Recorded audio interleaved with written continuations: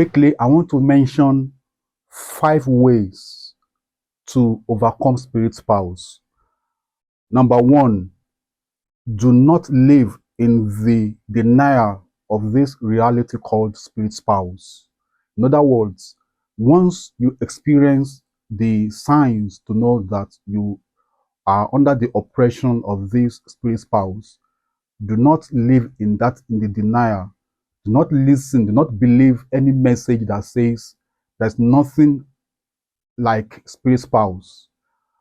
We have seen so many cases of spirit spouse oppressing God's people, really born again Christians, male and female. We have seen spirit spouse putting money, adding money to somebody's business. Every month, the spirit spouse will add a particular amount to her business. And whenever she opened up to tell anyone, the spirit spouse will remove that same particular amount from that business. So that is how real spirit spouse is. I used to listen to a radio station in Ibadan, and I knew a time some women were coming to that radio station to complain, to call out to people who could help them overcome spirit spouse. One of these women said the spirit spouse would be pulling her husband's legs whenever they were together as husband and wife. You know what that means. So the spirit spouse would be pulling the man's leg. In other words, saying, "Leave my wife alone for me." And they agreed to be sleeping in different rooms. The wife would be in the bedroom while the husband would be in the sitting room. At the time they were not able to hold it again, the wife would go to the sitting room to meet the husband, the hubby there. The spirit spouse immediately will start pulling the man's leg. We know several couples like this that spirit spouse has made them to reach agreement to separate.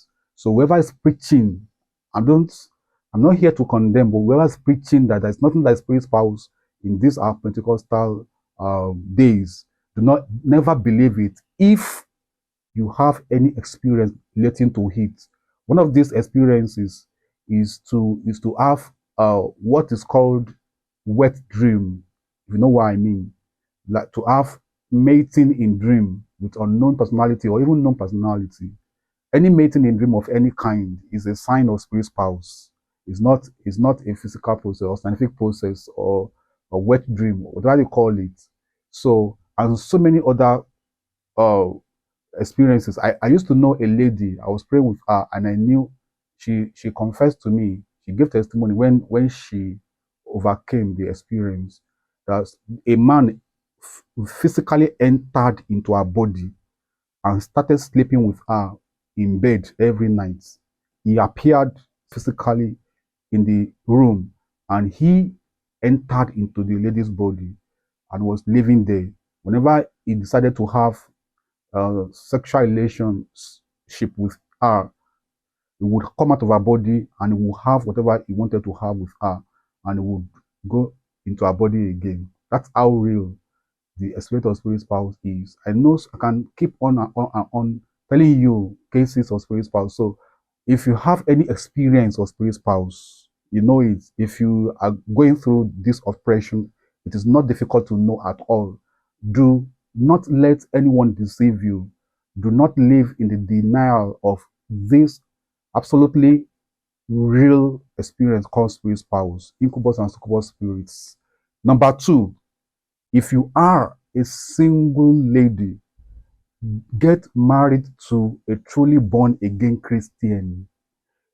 If it's like you are being oppressed by an ordinary guy in the United States, for example, or Russia or Israel, and you get married to the president, to the son of the president of that country, let's say America, for example, and you get married to Trump's son at this time, imagine. So if you get married to a truly born again Christian, I assure you, you have overcome spirit spouse 70%. So the remaining steps are just to be taken to overcome it today. But if you are experiencing spirit spouse and also you get married to maybe an occultic guy, somebody who is doing ungodly spiritual exercises, or somebody is ungodly at all in any way, is a Satan's child, so to say, could be in church. That way, the relationship with spirit spouse will be either strengthened, or the spirit spouse will be able to overcome, either by killing the man or by causing any other spiritual harm that can ruin destinies.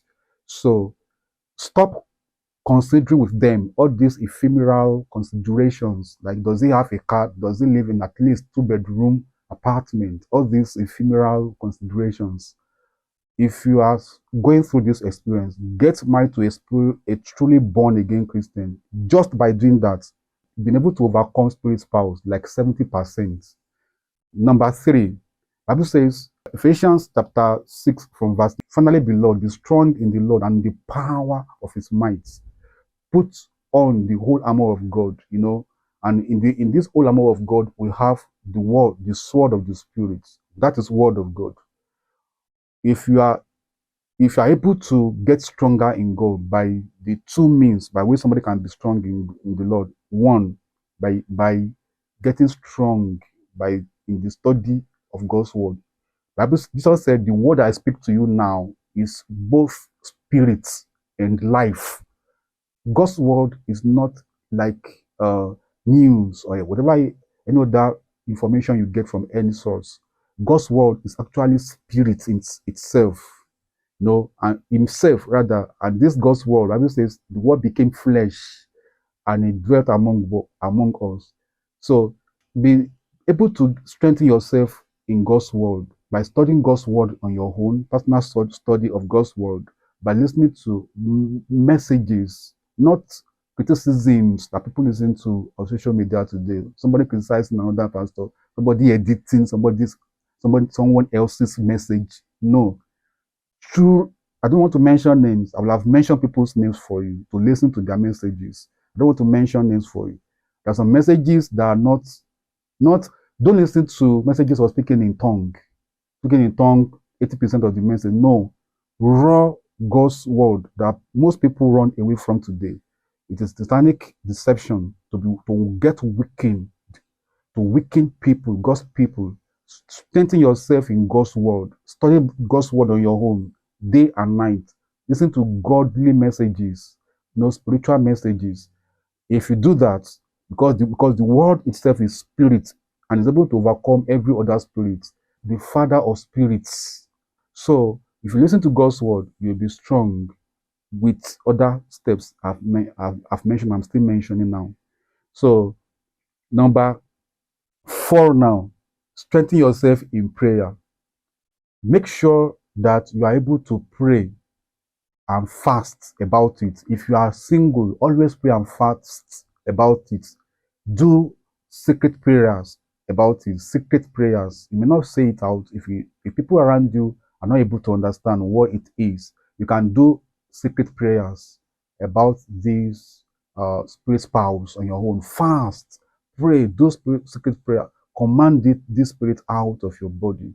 If you do that, Bible says, be strong in the Lord and in the power of his might. In the Lord means in God's word. In the power of his might is this second part I'm telling you now. To strengthen yourself in spiritual exercises like praying with faith that you are the one that will overcome it. It will never ruin your destiny. So, and if you are married, open up to your husband and pray together. If you are married to a truly born again Christian, not a kind of man that you cannot wake up in the middle of the night and tell your terrible dreams, and you will still be excited and say, don't worry, let's pray about it. No. If you get married to a truly born again Christian, you'll be able to pray and fast together about it, and you'll be able to overcome it.